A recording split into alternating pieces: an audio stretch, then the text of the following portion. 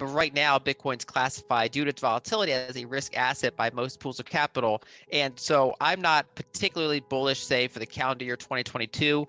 I think it's a good accumulation zone, but with the caveat, one thing I emphasized in that discussion was that Bitcoin's major bull runs historically, there's only a sample size of about 4 of them, but they 2011, 2013, 2017, 2020, those occurred during rising PMI environments, so economic acceleration. And so generally the type of period we're in now has historically not been great for Bitcoin's price action. Now, eventually you could get a decoupling, but right now Bitcoin's classified due to its volatility as a risk asset by most pools of capital. And so I'm not particularly bullish, say, for the calendar year 2022. My base case would be, kind of choppy action. Right now I would describe this as being a kind of a value bear zone where I think it's good for dollar cost averaging, accumulation, developing plans to accumulate for corporations or other pools of capital. I wouldn't describe this as being at capitulation levels. So we certainly, if you get some sort of market turbulence, you could have a capitulation similar to March 2020 or similar to the fourth quarter of 2018, where, as we talked about, the Fed was trying to still tighten into a declining PMI environment. If you get a capitulation like that, I would consider that a buying opportunity. I don't know if we're going to get that or not. So we certainly could see a break below 30,000 in that kind of capitulation type of environment. But structurally, I think looking at multiple years, say a 3 to 5 year time period, I'm still structurally bullish on Bitcoin when I look around the ecosystem. I look around what's happening on the Lightning Network. I look around kind of every cycle, the infrastructure gets built to absorb new types of capital. So first it was peer-to-peer, and then it was the early exchanges that didn't, had trouble getting bank access, and then it was the more regulated exchanges, and then it was the more institutional grade custodians and larger pools of capital coming in. And I think that trend is still intact. In a declining PMI environment, we're certainly open for a crash. So I don't rule out a crash. So like I said, we could get a capitulation. So I'm not like pounding the table right now. It's more like I think that the structure's in place. I think what would make it particularly bearish, like, one of the outlier events that I think would give you, say, a multi-year bear market would probably be if the US and or Europe did something extreme, like, say, cut Bitcoin off the banking system, prevent any sort of fiat inflows to exchanges. Other countries do that quite often. So China's been doing that. That's been a large impact in 2021. Nigeria did that. Now, Nigerians still heavily invest in Bitcoin, especially peer-to-peer, but they did sever it from their financial system. And so, for example, Nigeria doing that doesn't really affect the price of Bitcoin overall. But of course, if the United States or Europe were to do that, that would probably have multi-year implications. But that's kind of that tail risk scenario rather than a base case. So Lyn, in the face of red hot inflation, what is the best asset to own right now? So I think I have a diverse approach mainly towards the commodity side. And so I think, if you look at what specifically does well in an inflationary environment, energy, for example, it's hard almost by definition. If you have inflation, you're getting inflation in energy and other key industrial commodities. And so I think that remains an attractive environment. Now, I think we've kind of come pretty far pretty fast, so I wouldn't be surprised to see periods of temporary softness. I think most indicators, especially with the economy decelerating to some extent, I think year-over-year CPI could start to peak potentially by the end of the quarter. Now, that if we get some sort of key energy shortage and we get a spike in energy prices, that could prevent that from happening.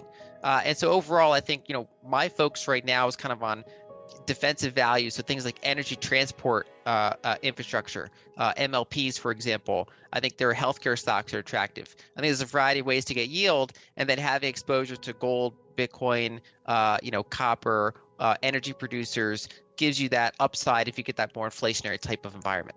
Do you see one having an advantage over the other, gold or Bitcoin, in an inflationary environment? So I think that mostly depends on what economic growth is doing and then factors relating to them. So historically, in a risk-on environment, you'd expect Bitcoin to do better. In a risk-off, more stagflationary environment, gold would probably have the upper hand. Do you want to know one thing about crypto? I made over 3,000% in profit in a few weeks. Fact is, the traditional financial system, the traditional money system makes you poor, not rich. If you want to earn $500,000, $1 million, you have to wait until you're 50, 60, 70 in the traditional financial system, and you probably will still be broke. And you will be old. This is not a sexy combination, as you can imagine. But the question is, how can you start in crypto and make these profits? Where to invest? Where to start? My name is Gunnar and I'm from Germany, as you can hear, and things are a little bit different in Germany. More about that later on. Fact is, there are lots of different cryptocurrencies. It's a gigantic universe where beginners and professionals get easily lost. But there is light at the end of the tunnel. There are 7 key steps you need to follow to become successful in this market. You have to know them, and if you fail one of them, it's literally impossible to succeed in this market. Just an example, one of the key points is your exchange, and one of the biggest are, for example, Binance and Coinbase. These are trusted and well-established exchanges, but, and this is a big but, you won't find the super profitable coins on those exchanges. The unknown super profitable coins that get gigantic profits are not traded on those kind of exchanges. They are traded on much smaller insider platforms that are barely known. And I can tell you what those super secret exchanges are and why they are so profitable. And another super important thing are the right information sources. The point is, the internet is gigantic. There are hundreds and hundreds of YouTube channels, blogs, pages, and much more. And there are also market makers and influencers. For example, Elon Musk, he is not a crypto guy, but the moment he recommended Dogecoin, it went through the roof, to the moon, so to say. But why did he recommend it? Where did he hear it from? He didn't hear it from newspapers. And believe me, he is listening to someone. But you have to know who, and you have to react before he is reacting.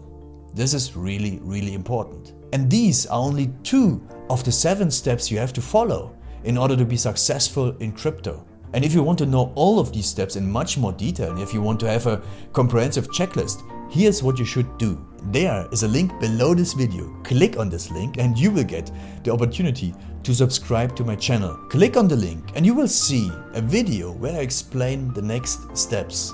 So see you soon. Click on the link now. I'll see you there.